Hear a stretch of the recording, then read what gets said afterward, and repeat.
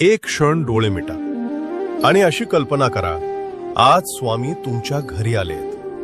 दार उघडताच समोर स्वामी उभे आहेत. शांत चेहरा, डोळ्यांत माया. ते आत येतात. कसलाही प्रश्न न विचारता तुमच्या बाजूला बसतात आणि हळूच म्हणतात, तू खूप काही सहन केलेस आणि तरीही तू उभा आहेस. हेच तुझं खरं सामर्थ्य. जे तुटलं ते तुला कमकुवत नाही तर शहाणं बनवतं. जे झालं नाही त्यासाठी स्वतःला दोष देऊ नकोस, कारण योग्य वेळ नेहमी योग्य उत्तर घेऊन येते. स्वामी तुमच्याकडे शांत नजरेनं पाहतात आणि पुढे म्हणतात, आयुष्य तुला तोडायला आलं नाही, ते तुला घडवायला आलंय.